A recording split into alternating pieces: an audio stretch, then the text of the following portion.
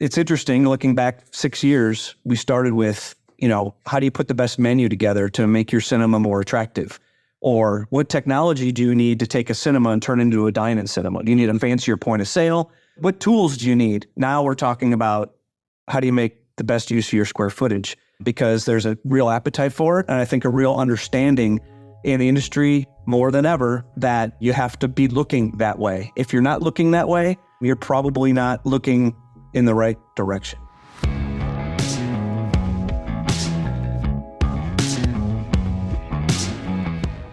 This is the Box Office Podcast. I'm Daniel Loria, the editorial director of Box Office Pro, the pulse of theatrical exhibition.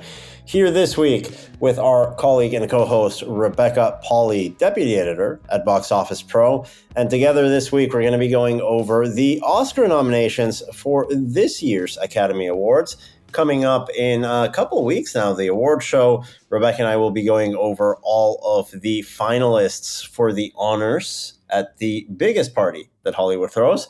And following that, we've got an interview with Matt and Amy Motter, the organizers of the Dine In Summit, happening in early February over in Austin, Texas. That's coming up in our feature segment. But let's dive right into it. Rebecca, it's been a couple slow weekends at the box office. Not much to talk about what came out or what's coming up. We really don't have anything to talk about until Valentine's Day here in terms of new releases. Yeah, Daniel, I think everyone in this industry knows that this time of year tends to be pretty slow. Everyone's thawing out. I didn't make it out to the movies this weekend because it was just too darn cold to go outside and go anywhere. But I am seeing a rep screening tonight of a 70s horror movie I really like called Messiah of Evil at the Alamo Drafthouse in Brooklyn. So pumped for that.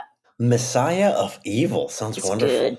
Good stuff. There's actually a really good scene at a set in a movie theater. Oh, nice. Yeah, that sounds like a fun late January at the movies. And talking about award season and everything in between, we do have to mention this week's podcast sponsor, Spotlight Cinema Networks, because our feature interview this week is part of our Indie Influencers series, talking about some of the most compelling and biggest personalities working in this industry.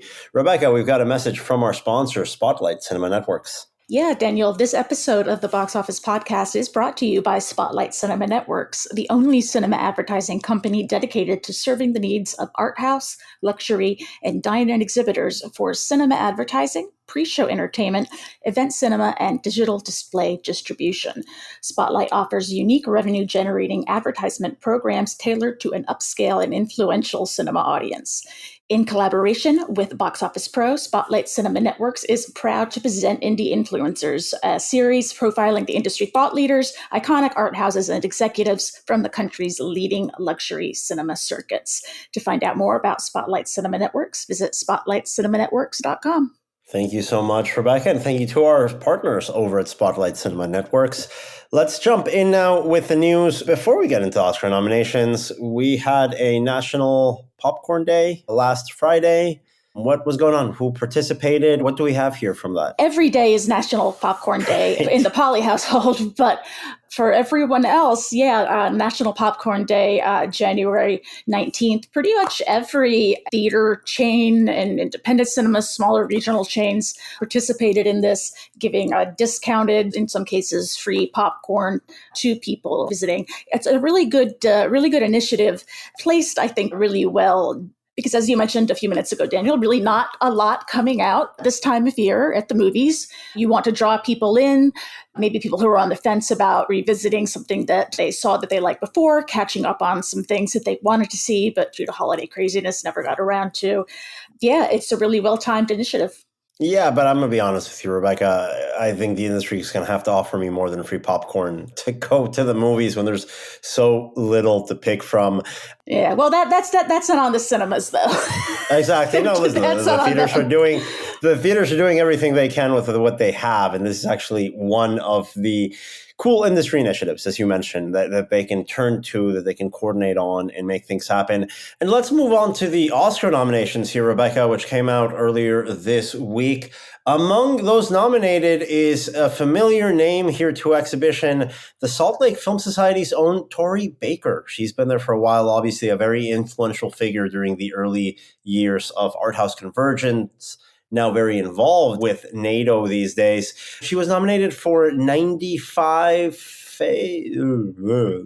What was she nominated for? Yeah, Tori A. Baker, as you mentioned, of the Salt Lake Film Society, also vice chair of the Cinema Foundation. Through the Salt Lake Film Society, she co-founded this kind of media accelerator program designed to provide opportunities for young animators, aspiring, people who want to get into the film industry. In the past, these people typically needed to, or decided to rather, leave the state of Utah to find those career opportunities. This media accelerator is meant to combat that. The first animated short from that group, called 95 Senses, produced by Baker, has made it through the shortlist phase and is officially nominated in the Best Animated Short Film category. So that's awesome. A huge congratulations. Yeah, and you can check out an interview with her about that film and about the process and about the importance of theatrical specifically for short films in our February-March issue, which you'll be able to pick up at the Dine In Cinema Summit in Texas. Yeah, that's a great feature story we have there that was provided to us by our friends over at the National Association of Theater Owners in our February-March print edition. Let's go over some of the other categories here at the Academy Awards, starting with Best Picture. Rebecca, we've got a long list of, I think, pretty good titles. Nothing here that I find out of place. Maybe one title from Netflix here. Let's get into it. We've got American Fiction, movie coming up from MGM Amazon. We've got Anatomy of a Fall, the French language film that was put out here in the United States by Neon. Barbie from Warner Brothers. Then we've got Focus Features coming in with The Holdovers. Then Apple and a movie that they released in partnership with Paramount Pictures, Killers of the Flower Moon. Netflix coming in with one title in the Best Picture race being Maestro. Then we've got Oppenheimer, the Universal film that was the second half of that Barbenheimer double feature this summer. Past Lives from A24, Poor Things from Searchlight Pictures, and another A24 title, the foreign language picture, The Zone of Interest. All of these movies coming into the Best Picture race. 9 of the 10, I think, were among the top 25 movies of the year on my list. Maestro was nothing short of awful. Based on what I saw. I mean, if we talk about vanity projects, this was a terrible vanity project. I guess Netflix has to show up there in some capacity. But for that one, my God, did you see Bradley Cooper's? It wasn't the nose, by the way. It was the entire face. I mean, there was so much latex on that thing. It started melting off under the lights. I did not catch that film. I never really felt particularly compelled to, but I am just scrolling down. Yeah, it did get nominated in the best makeup and hairstyling category. How? So there you go. I mean, is there a quota they have to hit? Because like Netflix is the only place that's still putting money into like throwing cocktail parties. That has to be it. I mean, this movie was absurdly bad. We won't get too much into it. Let's focus on the good movies that are here, because there's enough on the good movies that deserve our commendation, our praise, rather than focusing on what was clearly one of the most laughably bad pictures that Netflix has put out in its questionable release history over the years. Let's look at this just Best Picture race. First thing that I'm noticing, 2 foreign language titles in there, both of them extremely good movies. Anatomy of a Fall, as I mentioned, a French language film coming out from Neon. That won the Palme d'Or at the Cannes Film Festival last year.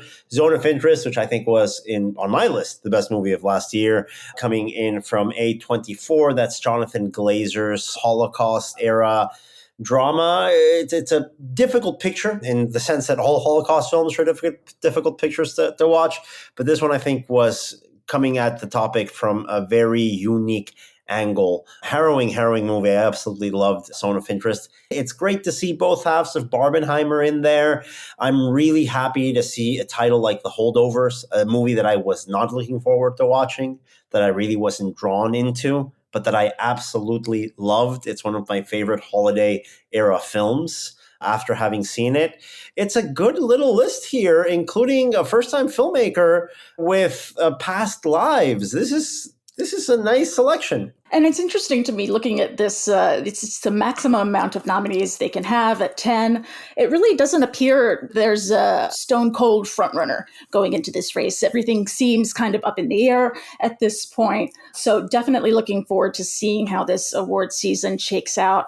And I'm thinking about starting some kind of box office company-wide betting pool about how many times the word Barbenheimer is spoken, how many references or jokes there are to that. I guess I'm close to, if not over, double digits. But yeah. Yeah, that's something to look forward to. And I made a mistake a second ago when I said one film in the Best Picture race from a first-time filmmaker, Celine Song's Past Lives. It's actually two. American Fiction from Cord Jefferson, another first-time filmmaker coming out of the gate with a Best Picture nomination. I love to see these stories coming in and making an impact, at least in the Academy Awards, to help boost the visibility of these titles. As we know, it's always tough to market a first-time film from a filmmaker, especially if you don't have a big IP backing behind it. Hopefully we see a nice little boost in the market for all these titles. Yeah, definitely. If you look at something like American Fiction, which I believe right now is in theaters and in limited release, the bigger films like Barbie or Oppenheimer, they don't necessarily need the marketing push that the Oscar nominations provide, especially, they're already out of cinemas. But something like American Fiction, which started its international rollout December 15th, which is still in theaters. Yeah, it's always a really good time to see those smaller films that make it into nothing for me. I don't know, going into seeing Poor Things, Oppenheimer all the way, but after having seen Poor Things, I just love that movie so much. Oh, yeah, I adore that movie. And we have to say, it's not an easy movie to put out there. I mean, it's not an accessible film. It's explicit, both in a sexual and graphic medical gore and yet still level. So fun, strangely. And it's extremely fun. Yeah, I had a great time watching it. I mean, it's gratuitous in a self-referential way, and not in a way that I think drags the film down. I'm surprised to see it on this list, not because it doesn't deserve to be on there. I can't remember the last time a movie with this much sex and violence made it into a Best Picture race. I think it's a long shot, but it's good to have it in there. In terms of like frontrunners, you're right. There's not a clear one. I'd be surprised if it's not between Oppenheimer or Killers of the Flower Moon, just because of the way that voting system is set up. Emma Stone getting a nomination for Poor Things in the Best Actress category, alongside Lily Gladstone in Killers of the Flower Moon, Sandra Hüller in Anatomy of a Fall, Carey Mulligan in Your Beloved Maestro, and Annette Bening in Nyad. Yeah, on the Best Actress race, you know how I feel about Emma Stone's performance in Poor Things. The second I saw that film, I thought it was her award to lose. Carey Mulligan's the best part of Maestro, period. The best, the music's damn good. I guess it's the second best part after the music. So I can understand that being part of the conversation there.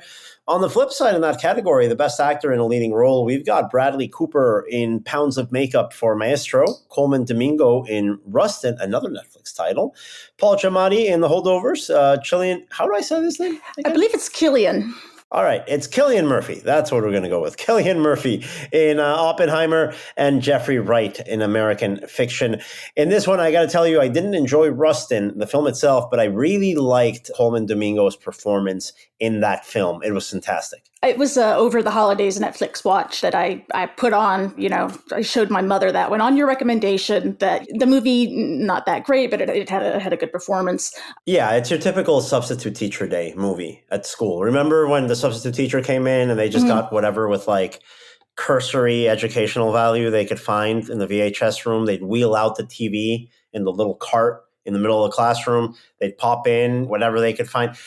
Rustin is a type of movie you would watch on substitute teacher day. An extremely forgettable movie, but with a great performance, elevating the film into another level. Let's look at the best directing category here. The big snub, I think, of these nominations, we'd both agree, is Greta Gerwig not being in the list for best director for her work in Barbie. I don't know how that happens because Barbie isn't part of any conversation in the world of cinema without Greta Gerwig's involvement at the director's chair. Instead, we've got I think 5 solid candidates here. It's hard to say who you leave out to bring in Greta Gerwig in, but we've got Justine Triet for Anatomy of a Fall, the French courtroom drama, Martin Scorsese for Killers of the Flower Moon, Christopher Nolan, another big name, for Oppenheimer, Yorgos Lanthimos with the visionary film Poor Things, and Jonathan Glazer with another visionary film, but in a very understated way, for his work in The Zone of Interest. Is this Nolan's to lose? Maybe Scorsese gets this. I don't know. Again, I think it's Killers versus Oppenheimer. Looking at the way that the Academy has voted in the past. Yeah, absolutely. And actually looking at past, something about the Greta Gerwig snub kind of pinged in my brain. And I remember it was also slightly controversial or considered a snub when she did not get nominated for directing Little Women either. So, yeah, we'll see. She did get nominated for Lady Bird for directing and screenplay, and actually also got nominated this year for adapted screenplay for Barbie. We were talking about this before recording, Daniel. What is Barbie adapted from? Plastic doll in a box, in a cardboard box. I don't know how that qualifies. I guess it's a pre-existing property, but it's a doll. No, I mean that. Fine. Listen, it's a fantastic screenplay. In my opinion, the best screenplay period of the entire year. Really makes the sort of movie that makes a difficult writing assignment into a great visionary piece. It starts with a script, Greta Gerwig's work with her partner Noah Baumbach for Barbie. So yes, she did get that adapted screenplay nomination alongside Cord Jefferson with American Fiction. He also directed that film. We've got Tony McNamara being nominated for his script on Poor Things. Chris Nolan with his screenplay for Oppenheimer, and Jonathan Glazer with The Zone of Interest. That is the best writing adapted screenplay category. In the original screenplay category, we've got Anatomy of a Fall, The Holdovers, Maestro, May, December, and Past Lives. I have to tell you, Rebecca, I was surprised that May, December didn't make it into more top-line categories. I absolutely love that film. For me, that was the best Netflix movie of this year by some distance. And speaking of the best screenplay, best adapted screenplay category and Barbie, I mean, you have to look at that monologue scene that America Ferrera's character had in that film. I mean, that got her, and I was surprised to see her in the best supporting actress category. Always the supporting actress category is always very tough, very crowded. She did get in there, I think, on the power of that monologue, which was so strong and resonated with so many people. She is in that category alongside Emily Blunt in Oppenheimer, Danielle Brooks in The Color Purple, which I believe that's that film's only nomination. Let me check here, but yep. And then America Ferrera for Barbie, Jodie D. Foster for Nyad, and Divine Joy Randolph of The Holdovers. And I have to single out Divine Joy Randolph's performance in The Holdovers. It is fantastic. It's incredible. It's a movie, again, as I said at the beginning of this episode, I did not really come into wanting to watch. I took it really as a homework assignment, and I came out loving her performance. Is fantastic. I think just as good as Paul Giamatti's lead performance in that film. On the Best Actor in a Supporting Role category, we've got Sterling K. Brown for American Fiction, Robert De Niro for Killers of the Flower Moon, Robert Downey Jr. for Oppenheimer, Ryan Gosling for Barbie, and Mark Ruffalo for Poor Things. Really good combo of character roles here. Robert De Niro's, I think, best villain turn since the Cape Fear remake he made with Scorsese. It's hard to look at that performance and wonder who could beat that. But then you look at Robert Downey Jr. and Oppenheimer. I mean, it's a stacked category. I definitely want to see Ryan Gosling's Ken and Mark Ruffalo's F-boy character and Poor Things have I just want those characters to have a road trip comedy together, because they work so, they're such good idea. Comedic performances. That's a great, horrible men. Horrible kind of airheaded dudes. Yeah, the bad boyfriend supporting actor roles here. But they did fantastically well. I think Mark Ruffalo was fantastic in that performance, and Ryan Gosling really brought a charisma to the Ken character that made a one-dimensional character even more one-dimensional in a way that we can all enjoy. That's the Best Actor in a Supporting Role category. Let's move on here to Best Animated Feature, Rebecca. We've got 5 films. The Boy and the Heron, the Miyazaki film. Elemental, the Disney Pixar movie. Nimona, a movie that I've never heard of. I think I got swag on it from Netflix. Look, Spider-Man Across the Spider-Verse is in there. That's the only one I've seen. There's something called Robot Dreams, which I'm not familiar with, but I always like an underdog getting in there. I think that's a neon title. I think that came out like last weekend, honestly. I don't know how that snuck in there on it's a 2023 film, but sure, why not? Let's do that. That basically gets us over to the documentary category. We've got a difficult year for documentaries. Not too many interesting things coming in from the streamer front that we usually look at. We didn't have a theatrical documentary hit the way we've had in recent years. We've got Bobby Wine, The People's President, The Eternal Memory. We've got Four Daughters, To Kill a Tiger, and 20 Days in Mariupol. I'd be lying to you, Rebecca, if I said I'd seen any of them. I have seen none of them. I have not one, either. Nothing. Zero. Sorry. Yeah.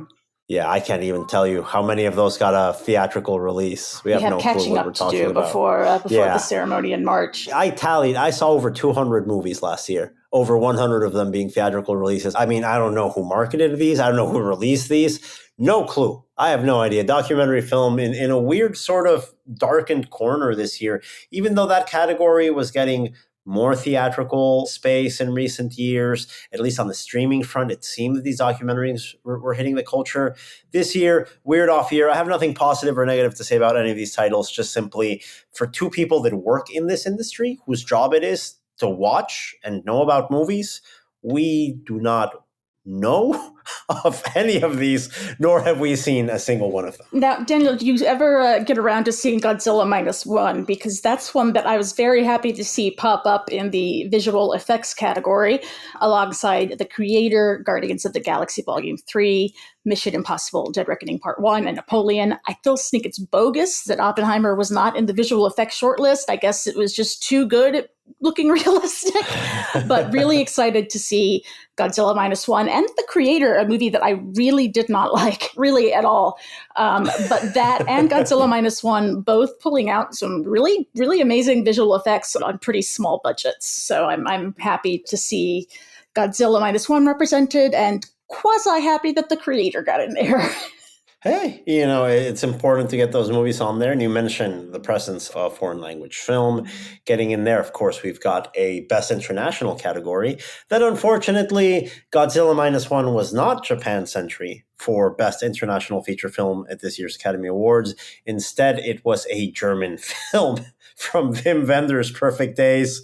Okay, sounds good, Japan. But hey, it was strong enough to get nominated here. We've also got Io Capitano from Italy, Society of the Snow from Spain, The Teacher's Lounge from Germany, and doing double duty with a Best Picture and Best International Picture, The Zone of Interest from the UK's Jonathan Glazer. I think for me here, it's a clear winner, Zone of Interest, by far a standout in this category. The below the line sort of categories, really pleased to see Poor Things getting cinematography. Yeah, I interviewed Robbie Ryan for our magazine, the cinematographer on that movie. A fantastic work that he did. You can find that on our website. And before we move on from that best cinematography category, I do have to bring up Edward Lachman's work in El Conde, Pablo Larraín's Chilean film, where the Chilean dictator Pinochet is recast as a vampire in modern day Chile. Fantastic movie. Really, really good. I really liked Pablo Larraín's previous films. This one, how did this miss me? This has the sort of ferocity and genre appeal that an earlier work of his, Tony Manero, had. If you go back the last decade, that must have been even like late 2000s even. Absolutely loved El Conde. That's on Netflix. You should check that out. Wonderful cinematography in that film as well. Yeah, and that does it for our rundown of the major categories at the upcoming Academy Awards. And now to our feature segment brought to you by Spotlight Cinema Network's My Interview with the Dine In Cinema Summit's organizers, Matt and Amy Matter. That is coming up after the break. And we are back here on the Box Office Podcast in this edition going over the Dine In Cinema Summit happening in February in Austin, Texas. We've got Matt and Amy Matter joining us, founders of the event, founders of Venue Valet, which provides call button service for cinemas, an important sector that's just gaining popularity as dine-ins and cinema entertainment centers continue to expand, not only in the US, but all over the world. Matt, Amy, welcome back. Thank you for having us. Yeah, let's talk Dine In first. Let's start with the basics. When is this event taking place? How many days? I mean, this is one of those events just keeps on growing year after year on the convention calendar. It does. It does. We are going to be back in our home stomping grounds of Austin, Texas from February 5th through the 8th.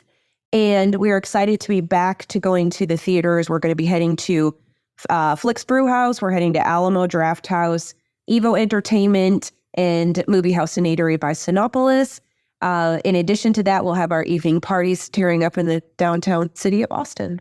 It's a lively town. We're here recording live from Austin, Texas. I love coming down here. And the very nice Venue Valet offices here. Let's chat a little bit about the event because there's an extra day at the end of it. Tell us a little bit about that. What's in the cards here for Dine In Cinema Summit 2024? So in the past, we've had our opening event on Monday evening. We've had educational seminars from 9 until 7 on Tuesday and Wednesday with evening networking parties on Tuesday and Wednesday evening. And then, quite frankly, people were hungover on Thursday morning. It'll happen in our industry. It will happen. Yeah. Yes. Yes. The alcohol bill is one thing we feel like we've gotten a grip on. But we're shocked in the first couple of years. But what we're adding to this year due to demand that we had with our guests from last year is we're going to add in an FEC day for family entertainment centers. So we have Turfway Entertainment, who is heading that up with JKRP Architects, and we'll be showcasing vendors there. They're going to be doing little educational seminars on that day. So we're now adding another day for everybody to look at different avenues for revenue to add to their existing properties. I love it. That's great. And, this is an event, but this is the 6th edition of the Dine In Summit. We are 6th. Wow. So tell me a little bit about the evolution. What has been some of the biggest lessons from the last couple of events, including last year's that I attended? I wasn't allowed to say the word pandemic. I'm getting a look here from both of them because I said it, which I think was very healthy last year to be able to have a convention and a panel without getting stuck in that point. What are those lessons from the last couple of years that you're bringing to this year's event? Good question. Well, yeah, we put that rule in, we put that helpful guideline in last year because we felt going into February of 2022 that we all really understood the effects of the P and the C word. And it was time to start to deal with the reality of what the industry was in. And so not that we don't want to talk about what's happened in the past, but we really wanted to focus the attention on what we could do going forward as a group of people that frankly survived. And from a vendor perspective and from an exhibitor and family entertainment center type perspective. And so that, I appreciate you bringing that up because it'll be another soft rule again this year because it's real easy to take a look back and look at what was happening in 2019 and leverage, that data that you had and how you ran your business. But even when we first started this 6 years ago, we started talking about or tried to talk about what else could the cinema space add to itself to be a more attractive place where families and couples go spend their time, because that's what Dine In Cinema in our world, from our customers' perspective, that's what Dine In Cinema was. It took the cinema space and it created another level of experience where you come in and you get pizza and salads and steaks and pasta and drinks, alcohol, right? And our first year, we had a session on adding things like bowling and adding things like arcade. And to be honest, it really didn't go over very well because a lot of the people that attended were making a lot of money selling burgers and pasta and fancy drinks. And they were like, why do we want to change something that is going so well? It's already hard enough to run a dine-in theater. Now you want us to add maybe bowling and laser tag and all this other stuff. And so here we fast forward 6 years. Now we're talking about, and last year was the first time where we really we brought in Turfway Entertainment, Dave Wallace, and his glorious cast of characters and vendors, and we got great response out of it. It was like everybody was anxious and really encouraged walking out of the content that his group provided. So, like Amy said, we're expanding on that because I think and we have tons of customers that are going through this right now, and that is, how do we remodel this square footage? Do we need 10 screens? Can we get away with 8 screens? Can we convert stuff, right? There's tons of that conversation happening with our customers, as well as theaters that are vacant out there, or landlords are renegotiating leases and they want something other than a movie, just a dedicated movie theater, or even Dine In Summit, Dine In Cinema to go into it. They want someone that's going to be the next generation. And so it's interesting looking back 6 years. We started with, how do you put the best menu together to make your cinema more attractive? Or what technology do you need to take a cinema and turn into a dine-in cinema? Do you need a fancier point of sale? What tools do you need? Now we're talking about how do you make the best use of your square footage?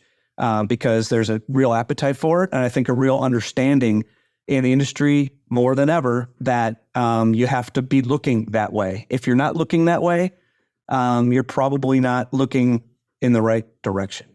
What I love about your event is that it is an off-the-record event. You go and there's a lot of things that are shared that are meant for other exhibitors to learn and apply those lessons. And that's what I like. There's not a lot of posturing. There's not a lot of sound bites. It's really there to help the exhibition community install better practices in running this dine-in and cinema entertainment space. You guys are also in contact with a lot of these proprietors, a lot of these operators through your regular work, through Venue Valet. You know what the priorities are, you know what the pain points are, what the opportunities and missed opportunities are. Let's talk about the pain points real quick, because I know what the opportunities are in going into dine-in. I think everyone listening to this podcast knows the promise of dine-in. It's a story that we've told for many years. When I was at the event last year, I heard a lot of concern over the limitations of point of sale software. That seems to be a chorus of people saying, hey, POS providers aren't doing enough for this growing segment of the industry. Is that still a concern, or are there other concerns that are also part of that mix? Oh, it's still a concern. It's a hard problem. I think everybody agrees, especially the point of sale providers, that it's not an easy problem to solve. Providing an all-in-one type point of sale that targets this space, or even adding on to it, right? The FEC or CEC space, it even gets more challenging. So that it for sure hasn't gone away. And I think one of the main reasons is continued operational challenges, to where it's hard to get good servers, employees to come and do the same work that was easy to find employees for back in 2019. It's hard to staff appropriately when you have a single room in an 8 auditorium building that has 150 seats in it, and then you got 2 others that are 100 seats. You got, you're going to be sitting hundreds of people at the same time. The operators are really still looking for the right combination of how do we continue to provide good service with also giving customers the flexibility to do things on their own phone, at a kiosk, those kinds of things. And it really does have a significant impact on the consumer, first of all, but also on the history of like how an exhibitor was operating in 2019. They have that reputation to uphold, right? And so there's a balance, and that makes the point of sale even more challenging, is because you want a point of sale that allows a customer to do what they want to do on their phone, maybe from a kiosk, but then also have a handheld that an employee can walk up into an auditorium or a table and take an order. You want it to all be one big system. And of course, it's been the way since we got into this business 11 years ago, is that every dine-in cinema has their own little tweaks on how they want to operate and create that perfect experience. And the point of sale is a part of that. And being a point of sale provider is a challenge, is very challenging in that if you have 100 customers, 100 chains out there that are your customers, every one of them is a little different. It's very difficult to keep that market happy and moving forward effectively, especially when you still have to support them, almost 24 hours a day, 365 days a year. That's a big tech challenge coming up, I think, here in the sector. Another challenge that is sneaking up to us, and I'm curious to hear your opinion, speaking to some of your customers and colleagues in this space, is the cost to the consumer. We know that food costs are going up. It's hard to predict in some cases just how much. And a lot of those costs are being passed on to the consumers at the grocery store, at restaurants. There's a price sensitivity right now in the United States that wasn't there 3, 4, 5 years ago when dine-in really started to explode. How has the dine-in community responded to this economic trend? Is there a concern that people are going to be spending a little bit less in their dine-in experience? It's a good question. I don't know that Amy and I are the perfect people to answer that question. I will tell you that I do know, I'm aware from certain customers that I've talked to, they do continue to do price adjustments more than they've ever done. But I also know that they're probably more focused on continuing to create a better experience, because the better experience justifies the price in most people's eyes. You don't go to, the best steakhouse in town expecting a deal on your steak. You walk in the door and there's a certain price tag that comes with it because it's got a certain reputation. If you operate your dine-in cinema or your entertainment center the same way, and you provide very, very good quality food, and everybody knows the price of employees is going up, and justifiably so on many fronts. People are willing to pay the price as long as the experience is at the right level that people expect. And there's always going to be people that, for $20 hamburger or cheeseburger, they expect this kind of quality, this kind of experience. And that's where the dine-in cinemas, I think, can differentiate each other. It's like there's certain customers of ours and cinemas out there that have different quality food than the one that's across town. And so if you want to go see that movie or see that show and want a cheeseburger, but you only want to spend $50 on the whole package versus you're willing to spend up to $100, it dictates where you go. Like going to the best steakhouse in town and the not so great steakhouse in town. You can still have a good experience, but I think it's going to continue to evolve within that spirit, which is I'm not competing with the restaurant 2 blocks down because I'm creating a better experience. You're coming here for a dinner and a movie, or some sort of entertainment, or you may be spending the whole afternoon here when you're going to go bowling, play video games, and then see. So there's a convenience price almost for that, right? And we have staff that's going to take care of you, and you're going to walk out and go, we'll be back in 2 weeks when the next movie comes out. So I don't, it's definitely an issue, but I don't hear anybody going, our customers are getting so irritated. All they're doing is telling us we're charging too much. We have to adjust our prices, and we got to figure out how to get less expensive food product into our kitchen so we can lower our food costs. So I feel kind of, piggybacking on what you're saying is if you are going there and if you've been to your neighborhood movie theater and the chicken tenders and French fries went from $7.95 to $15.95, but nothing changed, and perhaps that, you're not cleaning your theater like you should, or you're not keeping that maintenance to go with that experience, then people get irritated. But if you sit down and have a creative menu so that what you can, embed those costs in where people don't necessarily see it, but then they're like, oh, there's something new on the menu. Like, I'm not getting stale. So if you keep evolving, and when something is new and exciting, I know when we go to our theater, the one that we go to, it's like, oh God, that's something new. I'll try it. If you keep that going and keep people's interest peaked, then they don't get bored. If they get bored, then they start looking at the prices, and then their bill is like, my gosh, I used to come here and it was $50 and now it's $100. Instead, it's like, oh gosh, I tried this new drink, or I tried this new entree. And, and you can still have obviously the basic staples there, but if you do a little spin on other things, it makes it more appealing to come. And it's like Disney. I mean, you go to Disney and those rates are constantly changing. It's the same ride. They're just rebranding it, or It's a Small World, which is the best ride ever. My kids hate it. But anyway, I think it's the best ride ever. But now they've added in, incorporated all the Disney characters into that ride instead of just having what the basic was.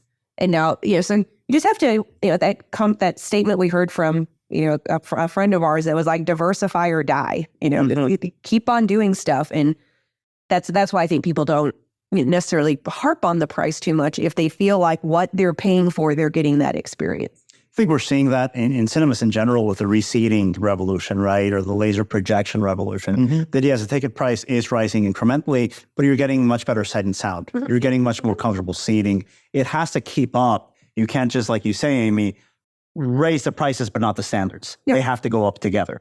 And talking about that, let's talk about the standards over at the Dine In Cinema Summit. What are you guys going to be talking about? The topics at this event. What are some of the panels that you guys are most excited about? I'm excited about kind of a couple different things we have coming in. One thing that we're adding, we're calling it Party with Whomever, where we're bringing in exhibitors to talk about it's a one-on-one, almost like a fireside chat that we're having, where they're going to talk about their experience, and they're going to really put out different things that they've been doing. That's one thing I'm excited about. I'm excited about, we're going to deep dive into the Taylor Swift experience / effect that has happened. We have a topic that is going to be, we're going to dive deep into kitchen space and the best use of kitchen space. So I'm excited about that. You want me to go? I'll say, what are you excited about? Those are my top three things I want to think. We right now on the schedule, we have two sort of very not scoped or not completely scoped topics, in that one of them is on the technology side. So we're trying to put together, and we are putting together a good discussion with a bunch of technology representatives from the exhibition side. And when I say that, I'm talking about a wide range of folks that represent a single one location exhibitor, all the way to the big guys in the industry and everything in between, to talk about technology and what their priorities are, what they thought were going to be in 2023 and turned out weren't, or what they changed. Things like point of sale and laser projection, perhaps. Security, payments, and then we're doing the same thing with like the chief operating officer, head of food and beverage kind of set of folks. Again, wide range, where we have one of the big guys will be on the panel or a part of the discussion, all the way down to very small exhibitors talking about operations and hiring people and changes they're trying to make, and how challenging it is when you have 10 locations to keep your menu and your food consistency and your culture moving in one direction.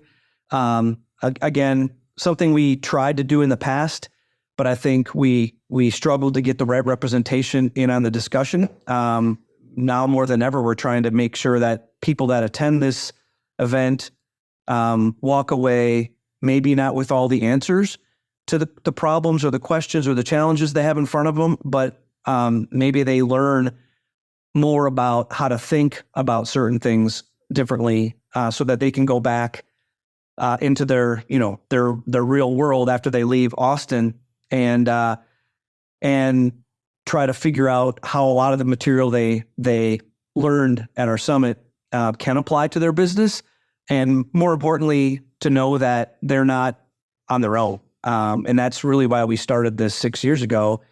We want everybody, small, medium, large, to be able to come to this event as an exhibitor and as a vendor, as a sponsor, and really appreciate what's going on across the country. And we have some international folks coming as well. And one thing Amy and I always get asked to do after the event's over is hey, can you we'll get emails or calls from people and say, hey, can you introduce me to that one guy that spoke at that one event or that one panel or whatever, because I'd really like to talk to him. And that we always tell people that part of our introductory speech at the beginning of the event is always, feel free to say whatever you want in this environment.